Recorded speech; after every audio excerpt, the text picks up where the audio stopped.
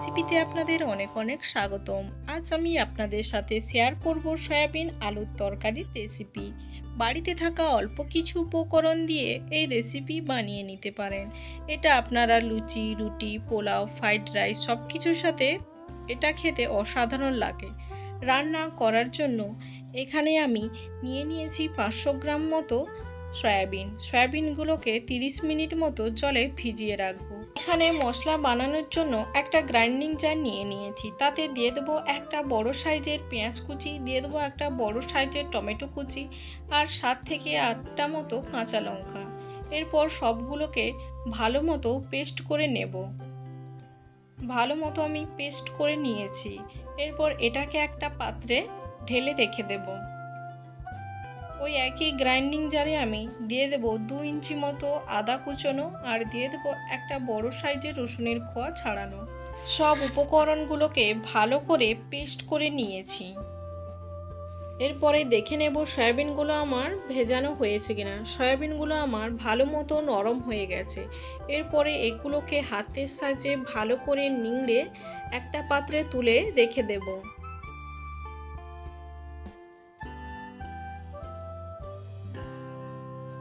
সয়াবিনগুলো আমার নিংড়ানো হয়ে গেছে। এরপরে এতে দিয়ে দেব পরিমাণ মতো লবণ। হাতের সাহায্যে লবণকে আমি ভালো করে সয়াবিনের সাথে মাখিয়ে নেব। আর এতে দিয়ে দেব পরিমাণ মতো হলুদের গুঁড়ো। আবারও হাতের সাহায্যে আমি ভালো করে সয়াবিনগুলোকে মাখিয়ে নেব। সয়াবিনগুলো আমার মাখানো হয়ে গেছে। এরপরে রান্নাতে চলে যাব। রান্না করার জন্য গ্যাসের ফ্লেমটা অন করে একটা কড়াই বসিয়ে নিয়েছি। কড়াইতে দিয়ে দেব পরিমাণ মতো তেল। তেলটাকে গরম হতে দেব। তেলটা গরম হয়ে এলে তাতে দিয়ে দেব আগে থেকে টুকরো করে কেটে রাখা আলুগুলো। এতে দিয়ে দেব পরিমাণ মতো লবণ আর পরিমাণ মতো হলুদ গুঁড়ো।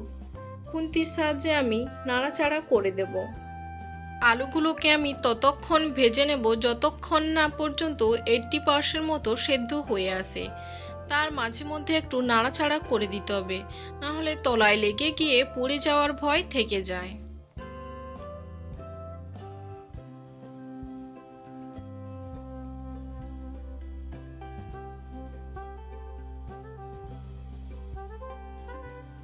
আলুগুলো আমার 80% মতো সেদ্ধ হয়ে গেছে। এরপরে আলুগুলোকে আমি একে একে তুলে নেব।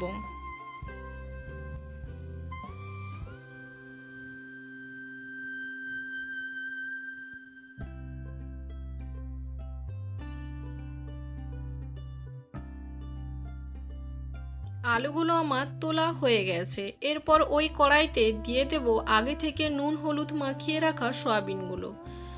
অনবরত নাড়াচাড়া করে সয়াবিনগুলোকে ততক্ষণ ভেজে নিতে হবে যতক্ষণ না সয়াবিনের কালারটা চেঞ্জ হয়ে আসে।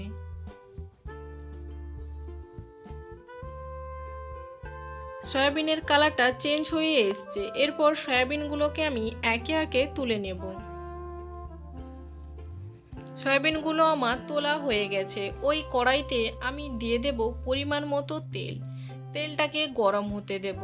তেলটা গরম হয়ে এলে তাতে দিয়ে দেব 3 থেকে 4টে মতো এলাচ, 4টে মতো দারুচিনি আর দিয়ে দেব 1 চামচ মতো জিরে।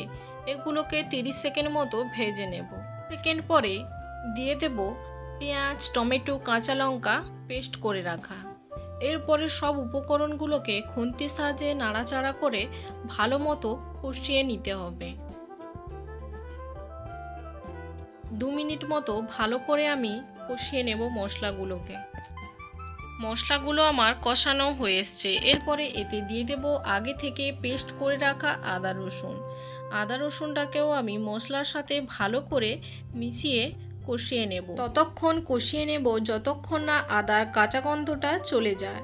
আদা রসুনগুলো আমার কষানো হয়ে এসছে। এরপরে এতে কিছু শুকনো মশলা অ্যাড করে দিয়ে দেব 1.5 চামচ মতো শুকনো লঙ্কার গুঁড়ো আর 1.5 চামচ মতো হলুদের গুঁড়ো। সব উপকরণগুলোকে ভালো করে মিশিয়ে কষিয়ে নেব। আমি এখানে 1.5 চামচ লঙ্কা দিয়েছি। আপনারা চাইলে যে যেমন ঝাল খান সেই হিসাবে লঙ্কা ব্যবহার করবেন। মশলাগুলো আমার কষানো হয়ে এসছে। এরপরে এতে দিয়ে দেব আগে থেকে ভেজে রাখা সয়াবিন আলুর টুকরোগুলো। এরপরে সব উপকরণকে ভালো করে মশলার সাথে মিশিয়ে নেব। মশলার সাথে ভালো করে মেশানো হয়ে গেছে। এরপরে এতে দিয়ে দেব পরিমাণ মতো জল। আমি এখানে গরম জল ব্যবহার করেছি, আপনারা চাইলে ঠান্ডা জলও ব্যবহার করে নিতে পারেন। খুন্তির সাহায্যে ভালো করে নাড়াচাড়া করে দেব। আমি এখানে অল্প কিছুটা জল দিয়েছি, বেশি কিন্তু জল দিইনি, কারণ আলুগুলো আমার 80% মতো সেদ্ধ হয়ে গেছে। এরপরে এতে দিয়ে দেব স্বাদ মতো লবণ। আবারও খুন্তির সাহায্যে আমি একটু নাড়াচাড়া করে দেব। এরপরে একে আমি 5 থেকে 7 মিনিট মতো রান্না করে নেব। এখানে ফুট উঠতে শুরু করে দিয়েছে। আপনারা বাড়িতে অবশ্যই একবার হলেও ট্রাই করবেন আর আমাকে কমেন্টের মাধ্যমে জানাবেন যে আজকের এই রেসিপি আপনাদের কেমন লেগেছে। 7 মিনিট পরে আমি দেখে নেব আলুগুলো আমার সেদ্ধ হয়েছে কিনা। আলুগুলো আমার সেদ্ধ হয়ে গেছে। এবার আমি ধনেপাতা কুচি দিয়ে ভালো করে খুন্তির সাহায্যে মিশিয়ে নেব। এরপরে রান্না আমার একদম রেডি।